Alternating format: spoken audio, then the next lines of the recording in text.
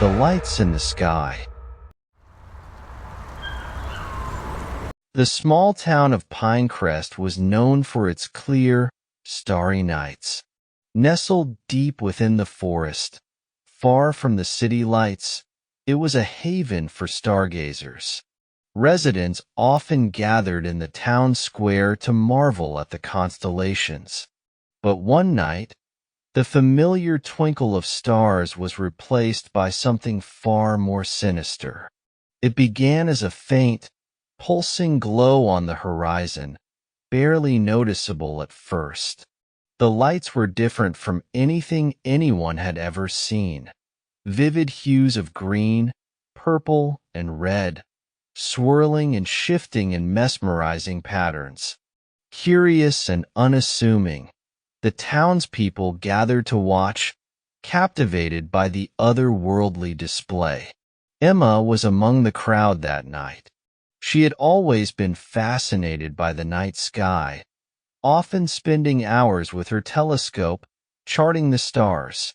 But these lights were unlike anything she had studied. They seemed to dance with a purpose, almost as if they were alive. As she stared, a strange sensation washed over her, a mixture of awe and dread. The following days saw the lights growing brighter and more intense, spreading across the sky like a cosmic virus. The town's fascination quickly turned to fear as people began experiencing disturbing symptoms.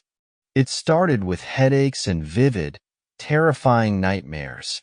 Then came the whispers, soft, insidious murmurs that seemed to come from nowhere, filling their minds with dark thoughts. Emma, like many others, found herself unable to sleep. Her dreams were haunted by images of shadowy figures and endless voids. The whispers followed her everywhere, eroding her sanity. She tried to confide in her friend, Jake, but he dismissed her fears as mere stress. But soon, even Jake couldn't deny the truth. One evening, as the lights pulsed more fiercely than ever, Jake's neighbor, Mrs. Thompson, was found wandering the streets, muttering incoherently. Her eyes were wide with terror, and her hands were covered in deep, self-inflicted scratches. "The lights," she kept saying. "They're calling us. They want us." The town descended into chaos. People barricaded themselves in their homes, hoping to escape the influence of the lights. But it was futile. The whispers grew louder, more persistent. Families turned against each other, paranoia and madness spreading like wildfire. Emma knew she had to find a way to stop it. She spent hours poring over old books and records, hoping to find some explanation, some solution. She discovered an old legend, a tale of lights in the sky that had appeared centuries ago, driving entire civilizations to ruin. According to the legend, the lights were not just a natural phenomenon but a gateway, an invitation to something far more sinister. Determined to end the nightmare, Emma set out to find the source of the lights. She ventured into the forest, where the lights seemed to be strongest. The journey was arduous, the whispers growing more intense with every step. Shadows danced at the edge of her vision, and the trees seemed to close in around her, but she pressed on. At the heart of the forest, she found a clearing. The lights were blinding here, a swirling vortex of colors and shapes. In the center stood a tall, ancient stone monolith covered in strange symbols. As Emma approached, she felt a presence, a cold, malevolent force that seemed to reach into her very soul. The whispers became deafening, urging her to surrender, to give in to the madness. But Emma resisted. She remembered the legend, the warning about the lights. Gathering her strength, she placed her hands on the monolith and began to recite an incantation she had found in the old books, a plea for the lights to be banished, for the gateway to be closed. The ground trembled, and the lights pulsed violently. The whispers became screams, a cacophony of rage and despair. But Emma held firm, her voice unwavering.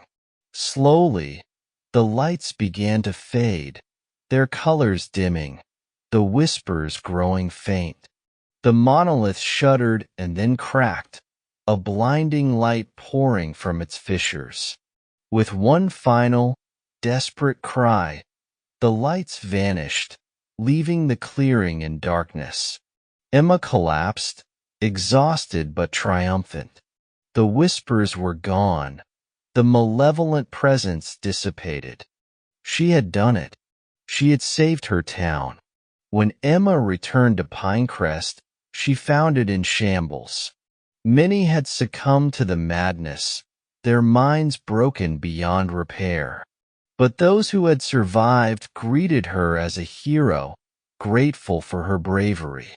The sky above was clear once more, the stars shining brightly. But Emma knew the danger wasn't over.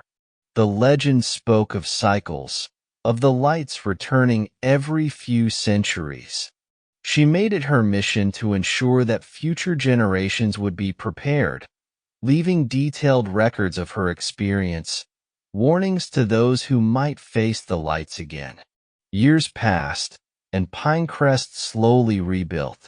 The events of that fateful year became a cautionary tale, a story told to children to keep them from wandering into the forest at night. Emma never forgot the terror she had faced, the whispers that had haunted her. She remained vigilant, always watching the skies. And sometimes, on the darkest of nights, she could still see a faint, pulsing glow on the horizon, a reminder that the lights might one day return. But she was ready, and she hoped that, when the time came, Pinecrest would be too.